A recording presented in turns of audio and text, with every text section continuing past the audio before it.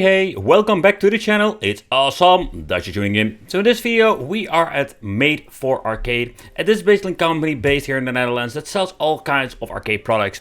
I went to the shop because I wanted to pick up some couple of things for myself, but also check out what kind of cool products are on the market now. And I found this wall arcade, or basically that's how we call it. So if you have like limited space and you just want to have an arcade in your room, I think this is quite a genius thing that you can pick up. With the new technology nowadays, we don't need, let's say, a big theater in it, so we don't need like this gigantic cabinet anymore. So I think this thing is pretty damn cool and genius. But what are we actually going to get when it comes to the quality, the overall performance of the Pandora's box, because that's actually what is inside. And also we're going to talk about the Pandora's box and how everything is connected. So let's go with the flow and let's see what are we going to get. Hey, it's still awesome that you're tuned in. So a wall arcade is basically the first time I ever have one here on the channel. And the reason is I wanted to review it and I'm quite excited about it. Just wanted to see what is this thing and how does it look. And I must say it doesn't really disappoint. The overall decals are kind of basic, but they are just okay. The classic arcade marquee does light up, and I must say there is a tiny gap at the left and the right, so the overall, let's say, quality, it's okay. But what I do really like is that we do have this fading in and out RGB lighting at the back. I think it's a very cool addition, of course, if you like it. We also have a coin mechanism, so if you want to play on coins, it's possible. Opening up the bottom plate, here we're going to get everything in the inside. Yeah, actually, this is basically what we're going to get. There's nothing much inside it nowadays, and that's the reason why they can make them so compact. We can flip open the control panel over here and even adjust some things if you want to different buttons. So the overall, we do have the 6-button layout, and it's more than enough for most games.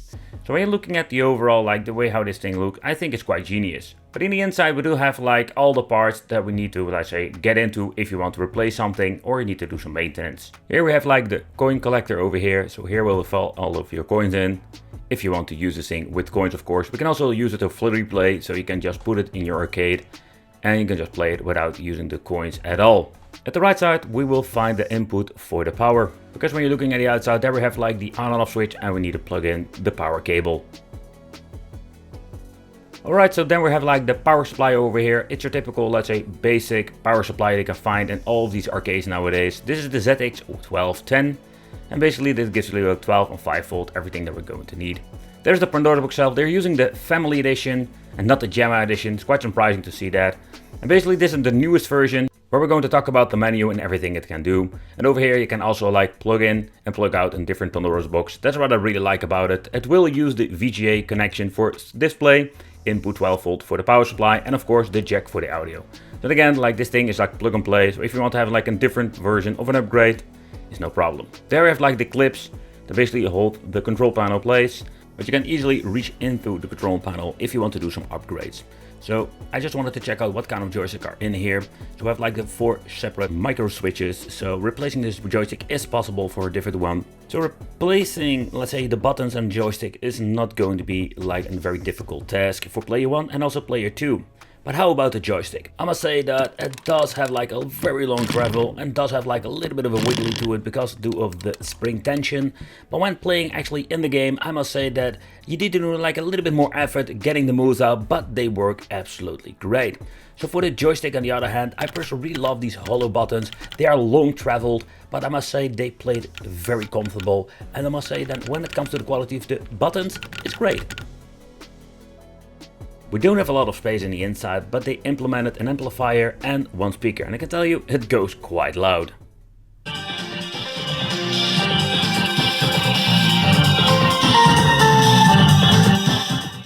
Let's talk about the menu and the Pandora's box. This is the Alpha Fight. It's a brand new box on the market. But what can we expect? So when you're looking at overall, let's say, the quality of the display, let's start with that. It's going to be in quite a good display that we're going to get. I think it was 19 inches. Nevertheless, this thing does have a very nice display, so that is great because you don't have that all with every single system. The Alpha Fight board is something similar I've seen before with the Pandora's Key 7. We do have the option for 3D games, 2D games, favorites, history, and we have search results. But with the search results, I must say that we do have like some new functionalities over there. So when you can see over here, we do have like the category combined with search. So we have like all the categories that we've seen before: VS, shooting, puzzle, and all the other stuff. But when it comes to this, you also have the option to look into some categories. It's kind of interesting, they don't implement like Dreamcast, N64 and PSP. Most of the time they run absolutely crappy because they are using like some old school specs on these boards. I couldn't do a teardown, so I exactly don't know what kind of specs there are, but I know like from the specification list of the previous boxes, they are not great. But then we have like the search option and it works very well. But let's get into the quick load, quick save. It has been implemented also for PlayStation 1 and I must say it works really good. So I think save function in this is absolutely a great addition. But let's get into some gameplay.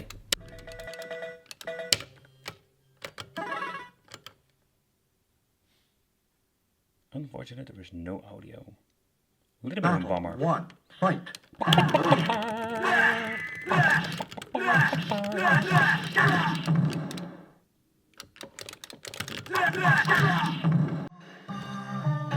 Alright, here we go.